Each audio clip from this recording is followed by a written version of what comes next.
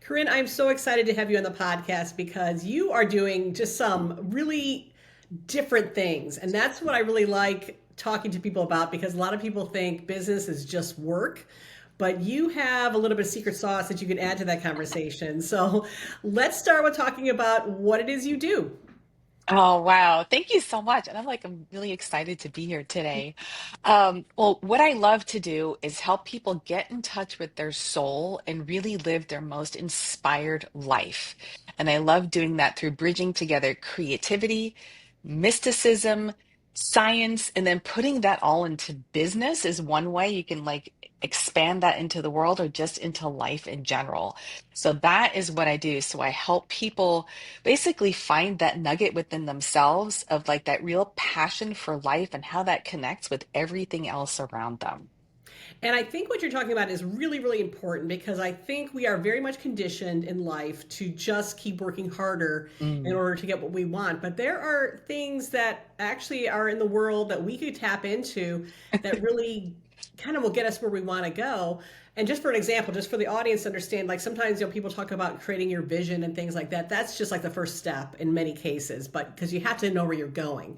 But some of the things that you're going to talk about is even beyond that, which is really kind of exciting. So let's say you have a client that comes into you and they're really stuck. What is something that you could do to help them get unstuck? Well, the very first thing that I like to do is I ask, like, what is your real why in the world? And most people don't even know their real why because we're so conditioned about what we think should be our why. It has to do with, oh, well, I always need to help people. Or like, this is my family business, or like, I feel like I should. There's so many shoulds around everything. It takes time to like release all the layers of conditioning to find out what we really truly want. And then when you get to the bottom of that is when you can come up with a truly, like to call it a divinely inspired mission to figure out like because then your whole heart and soul are into what you're doing. And then when your heart and soul are carrying you forward, it's like your subconscious doesn't get in the way to self-sabotage you. And that's something I've seen happen quite a lot. It's like, oh, my business isn't working, it's not working, what's happening? And then it turns out it's not even congruent with what people truly want to be doing from the depth of their soul.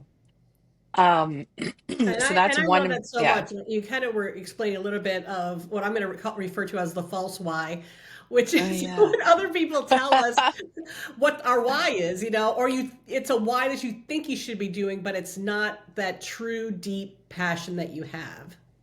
Yeah, and it takes a lot of courage to really to follow the path that you really want. I mean, like for example, for myself, it's like, I'm great at building any other kind of business aside from the one I'm most passionate about. It's because you're like the closest to it.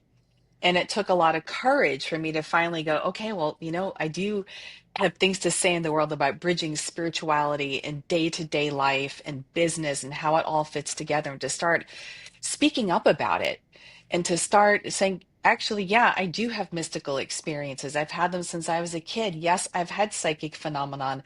And to realize that is not such a weird thing, because what's really cool, it's like 43% of the population have had some type of life-changing spiritual experience, and that's just for the life-changing ones. Right. And people have had all different types of things across the board. So when you start talking about these altered states of consciousness that start to dip into your day-to-day world, you start to realize, oh, wow, maybe those are the doorways to my soul. Maybe those are the doorways to like how I can really like live life and build a business. It just you're with your intuition, using your intuition in that Yes. sense. So Yes. for me, it took a courageous leap for me to go, well, I'm going to start talking about this stuff that happens to me all the time. Oh, So that is it's courageous. yeah, and it's like in Because this in a piece business because world, that's sometimes talking a foreign language, and to have people yeah. kind of understand. For example, I like to tell people, say, well, when you hear about people, oh, they were just lucky that that happened. And I'm like, well, it's not luck per se. I don't think it's really seeing the opportunities. And those opportunities can come in very, very different ways. And what you're speaking about mystically, that is definitely one of the ways that if you're more in tune to that, you are going to see those opportunities and then success starts coming your way when you are more sensitive to those Yeah, things. it It's even like you hear business owners creating a business because of a dream they had, or an Yes. insight. You hear scientific inventions because of a dream somebody had, and that's actually, it turns out it's not magic, it's science, Yeah. which is what I love, because that's something, because I'm one of those people, I'm very practical, very pragmatic. When I was a kid, I had all these experiences and I wanted to know why. I'm like, why can I dream about something in the future? It makes no sense. There's no logic behind this. Why? Hmm. So that started me down an academic road to really understand these things from a scientific perspective. And then what I love is it opens to doors. I mean, all the academic information opens doors to things like dreams. Why is it that with dreams we get the big ahas? And this is something that really, like, let's say, dovetails into business, creativity, why it's important to take time to actually relax. And that, like I Yes. said, it's not so mystical. And the reason is, so when you're sleeping, what happens is you're allowing for memory consolidation. And you're also using all of the unconscious and subconscious levels of your mind to process things. And then that is when the ahas can come in the dream world. And it's been proven that if you're one of these people who takes the time to remember your dreams, you're actually more creative for problem solving. Yes. Yeah. Yes. I agree 100%. And you um, have dug deep into this to where you have published books about this. Now, actually, I say books, but it's your latest one that is one that I really wanted to talk to you about because that Yeah. talks directly to this, and it's been years in the making. So why don't you give me and my audience a little idea of what this book is about? Oh, yeah, absolutely. So I actually have the proof here. Oh, There it is, my proof. It's called Infinity Within, and it's expanding consciousness through science, mysticism, and creative expression. And it's really about, like, each chapter is a philosophical nugget of looking within and like how to expand within to find some of it's based on science, a lot of different research that I found. There are research papers at the end of the book for my fellow nerds. It's like we like those kind mhm. of things, but really it's bridging these worlds together. And how does it all fit? And to me, like, the creative expression is one way to really heal and to access our souls in a way. It's so fast.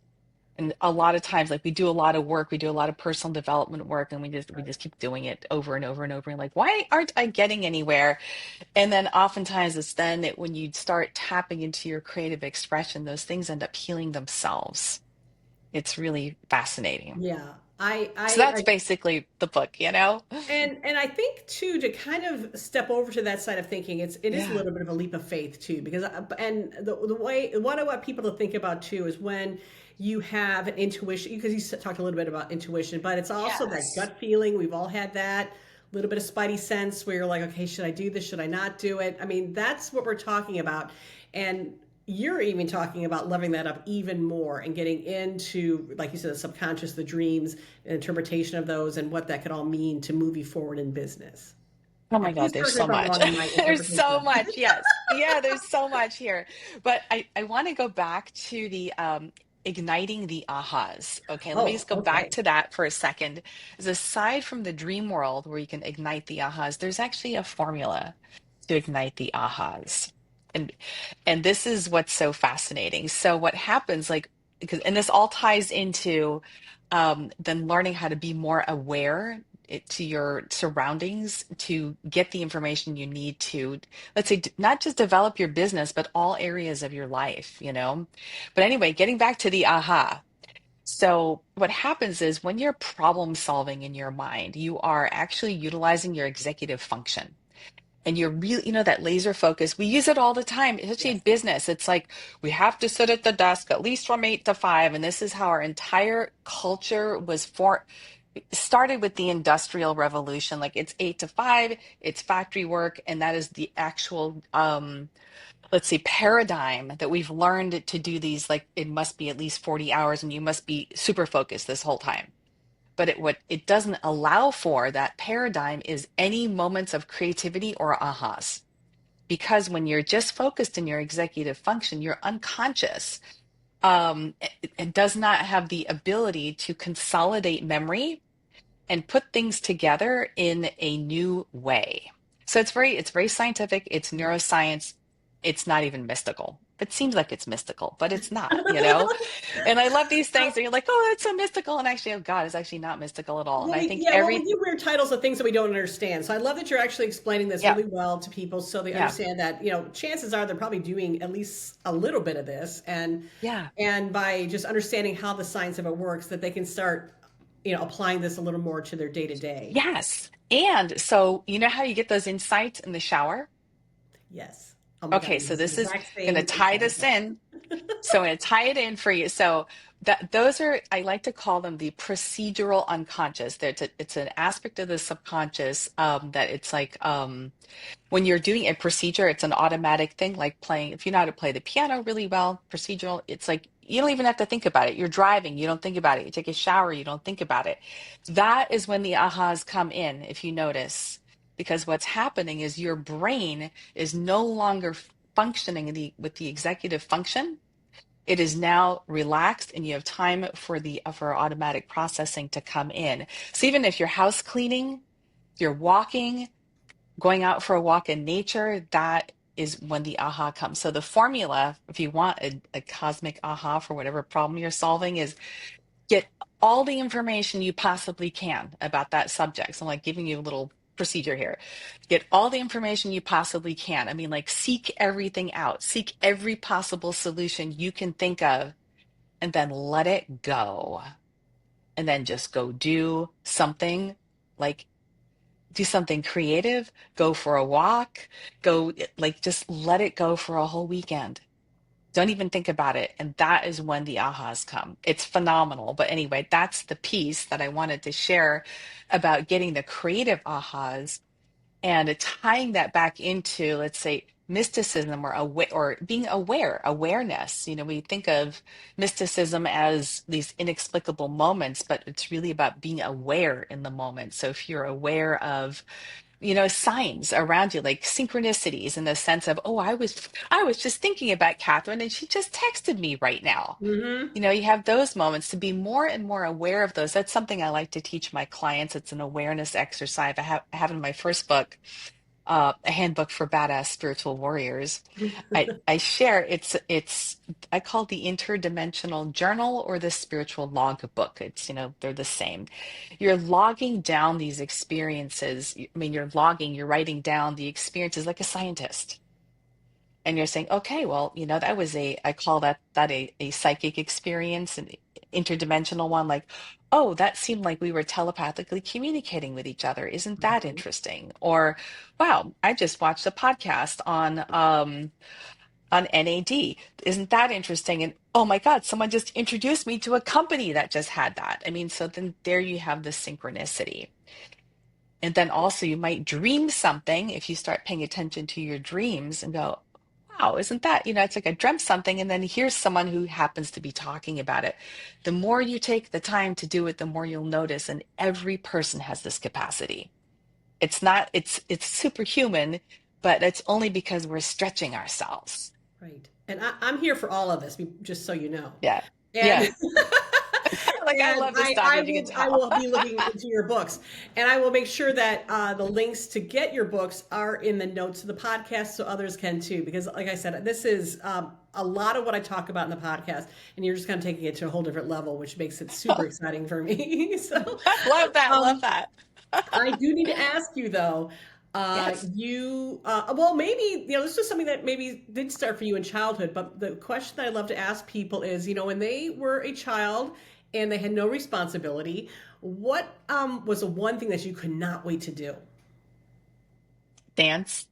Oh, I love it. Dance and play the piano. Those are two things I just couldn't wait to do. Oh, very cool. So when you say dance and play the piano, is that like on stage for people or just for fun for yourself?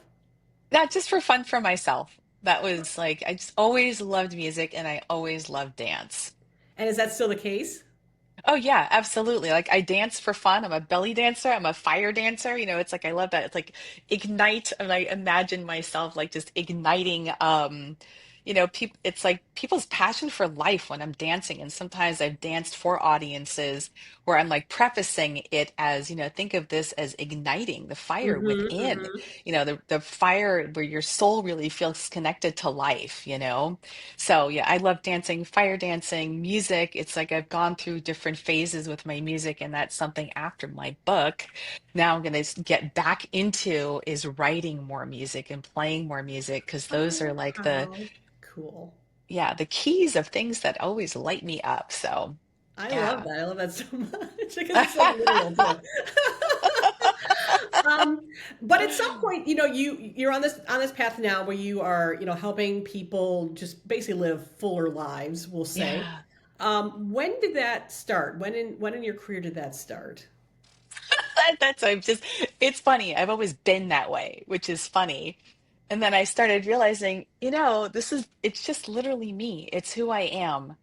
And I really started helping people in a more professional way with this. I think it was like 11 years ago, because people started coming to me wanting to understand some of their mystical experiences a little bit better. And since, I certainly don't know everything, there's always more to learn, but I'm like, hey, I can at least help people. If I'm a little bit further down the way, I can definitely help them. So that's how it all started, is like starting to connect the dots. And then really, I have to say it was only 4 years ago that I started connecting the dot about how this goes together with business. That was my next It's question. like, yes. And like this is where I started realizing, like, oh my God, it's like when you have a divinely inspired vision, like some people, they use psychedelics as a tool to connect to their deepest self. Some people it's just a spiritual path. Some people it's literally just a dream. It just depends on the person. But there's some business owners where that spark is like, I feel like this is literally a mission given to me by the divine, Mm. and there is no question. And those are the people I love working with. And those are the people actually I've been working with them. I feel like, oh, for a long, long time, those are the people I always attract. But I didn't really put it together like, oh, yeah, it's when you have that divine mission, that is the first spark. That's the first way spirituality meets business. But I believe it meets it across the board. Finances, a business culture, your operations, every single piece is tied to spirituality. There's nothing that is not. It is not separate in any way. I agree. Yeah. And like I said, I really push the creative aspect of that because that is all, Yeah. left brain activity, right brain activity. And wait, yes, right brain activity. I'm confusing myself now. And we tend to be taught in society to always work that left brain all the time. And when we do that, we're not tapping into that creative. We're not tapping into that side of us that's a lot deeper. And until we do, that part is not going to be woken up. And that's why I like to ask people what they did as a kid, because sometimes they can't. I have people come to me and say, I'm not creative. And I'm like, that's impossible because you have a whole Yeah. brain. And I, it's almost like saying the yeah. same thing here. It's like, you know what, I'm not, I don't necessarily buy into this. It's like, but have you really exercised that part of your brain to allow that to happen? And that's what I really like about this conversation with you is that because it is something, like I said, that I like to read about because I'm like, oh, well, what if I could really kind of supercharge myself if I just kind of learn about this from a scientific level, from a business level, Mhm. and oh my God, it's exactly what she said. So that's where it kind of gets me excited too, because it's like all of that. Yeah, and it's like, so I walk people through a process. I actually have a method where I help people. Like, I've had people come to me and go, I'm not creative. I don't remember my dreams, nothing. Perfect. And Yeah. then it's like, well, first we start with your definition of being creative. Yes. And some people are mathematically creative. Some people are, it's like, think of creativity as how do you solve problems? And Exactly. when do you feel like you're at your best solving problems? So that's like the first door to help people redefine it. Because then people go, oh, shoot, I actually am creative. Like I had one client, he was an engineer, thought he was totally linear. He was like, oh, I'm just linear. That's it. And then we finally got to it. He was actually a very creative salad maker. He made these amazing salads. I'm like, whoa, that's the door. And then we found out that his creativity really came out when he was bicycling. He used to be a professional cyclist, which I didn't realize before, and he realized he needed to pull that back in his life. And so it totally changed his life afterwards, like brought that back in and felt it's like then you have that much deeper sense of fulfillment because you're accessing that creative space. So yeah, it's just We have to totally I hang love out this more stuff. because we are Yeah. talking the exact same language. I so believe in all So of this. fun. And I love Yeah. the examples that you're providing because like I said, sometimes people have a hard time drawing that line between, this and this, but it's really within us all. And once you can kind of We tap into it, are. with either Yeah. a coach like you or getting your book to kind of help people walk through it, or just like I always ask the question about what did you do as a kid? Let's start there, and then I can even back it a little further and just say if you're still not sure you can kickstart it, go and buy yourself a box of Crayola 65 crayons with the Oh, sharpener in wow. the back, or a can of Play-Doh, and those sensory things really take you back to like your creativity. It's like, oh my God, I remember that smell of Yeah. Play-Doh and now I want to make something. Guess what? You're creative now. Yeah, and part of being creative is about not being afraid to make mistakes. And I think I that's love the that. biggest piece. It's like people are afraid to be creative because it's like, what if I look bad? What if it sounds bad? Or like, I can't do this. Or it's like, but you have to like step into anything that might be creative and go knowing you're gonna mess up. I'm using polite words. It's like you're gonna mess up. It's gonna look bad. It's not gonna work, and it's supposed to be messy, and you're not supposed to be good at it. And it's like, but if you walk into creative endeavors like that, knowing that it's gonna look super crappy, it's like that's when the magic happens. Like, for example, like even though I love to dance, I am terrible at learning choreography. That part of my brain, for some reason, was not formed well. It takes me much longer to learn choreography than most people, but eventually I get it and then it looks Mhm. great, but it takes me forever. So I know that to be creative and get the information on how to do the steps even, it's going to take me longer and I'm going to be behind and it's going to look like crap and but I challenge myself to go, okay, this is just going to look shitty, crappy. This is going to look bad and that's okay, but it's a challenge every time. And Right. it's like that with everything new that we try that's creative. It's like to allow ourselves the freedom of just it's going to look crappy to us because anyway, it's Yeah, the and permission be piece, okay with it. And I my big thing is art, and I'm like, well, Yeah. if you make something and you say it's crappy, it's like, well, who's the judge? Oh, there's I've that too. seen a lot of Yeah. things in the art museum that, literally I could do that. And I totally get it. Yes.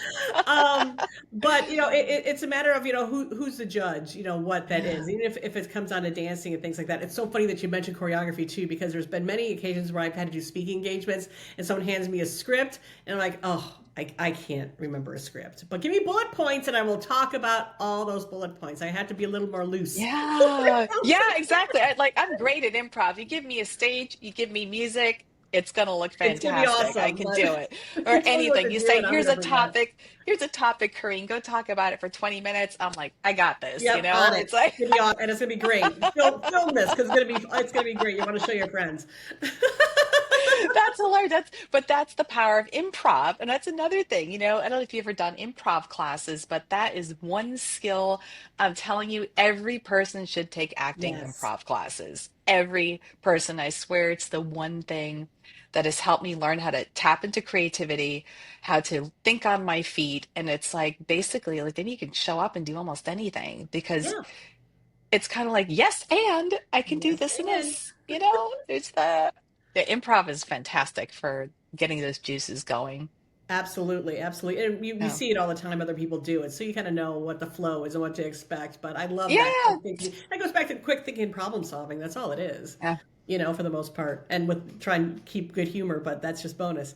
Yeah. Um, you touched upon like what you do in your spare time, which is the fire Lots. dancing, and I don't know if you're still playing piano or whatever. But when you personally are ready to unplug and take those breaks, those walks, what have you, what is it that you do? Oh my God, so many things.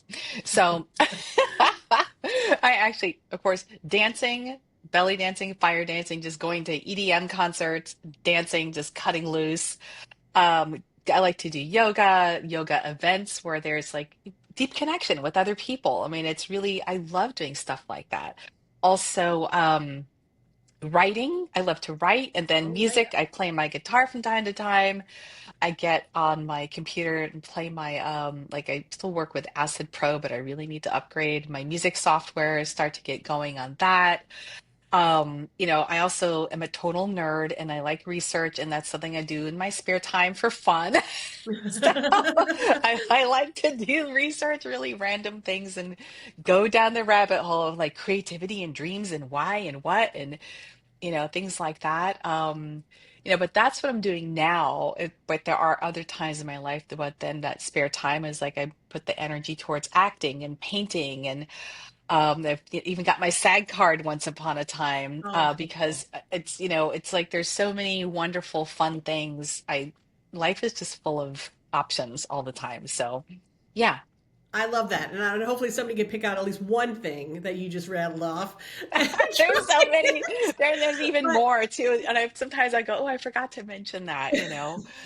no, I think Yeah. that's fantastic. And I think if anything, your book and the service that you do is a great guide for people. So again, I will have that information in the notes. I really encourage people to at least take that step forward into that space because I think they will be pleasantly surprised on how much more powerful they will be and really everything that they do and find success and find who they are and that true soul of theirs. Find that true why and why you're here on this Yeah. planet because it's such a waste of time if, like I said, if you're living out somebody else's why, or Yeah, what exactly. And it people takes should so do. much, yeah, and it takes so much courage to take the first steps to even try to get out of that. It really, truly does. But it's like, it's so rewarding when you're living life from a deep sense of meaning. And that really only comes, and I will say this again, it only comes from being in touch with your soul. It's not about giving. It's not about sharing with people. It's about the number one thing is being in touch with the divinity within yourself, or whatever you want to call it, the greater consciousness. That is the piece. And then from there, if you're giving to people, helping people, once that cup is already full, it's 10 times more powerful if you feel called to do that? I cannot expand on that any further. I think that's a great way Yeah. to end the conversation. And I appreciate you and you being here so much. So thank you very Oh, much for coming. likewise. Yeah, thanks so much.